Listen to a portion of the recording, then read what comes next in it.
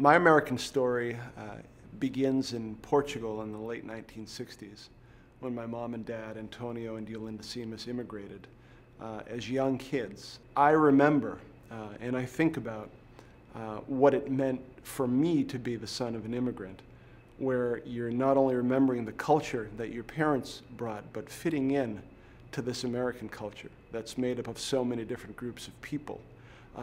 Remembering the lessons that my mom and my dad and my grandparents also taught me about citizenship, about giving to my community, and about my responsibility as an American being much more than rights, but being also about rights and responsibilities and paying it forward.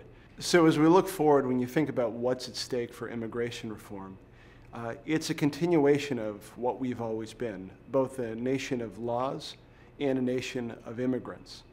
There are really four things that I think are key to immigration reform, and they build upon the idea, that American idea, that we're all in this together. And so what are those four things? First, everybody agrees that we've got a responsibility to make sure as a nation of laws that everybody's playing by the same rules. And what does that mean?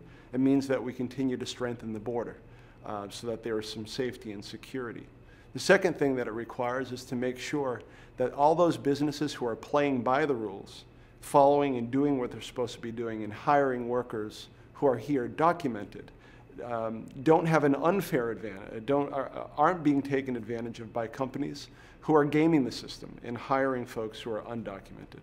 The third thing that we need to do is basically require that earned path to citizenship for the tens of millions of people who are here without the proper documentation. Because at the end of the day, what they want to do is the same thing that my folks wanted to do 43 years ago, which is to build a better life, not only for themselves, but for their kids. And in order to do that, we're going to require certain things. That they get to the back of the line from the folks who have been in the line legally, that they learn English, that they pay fines, and that they work towards in earning citizenship.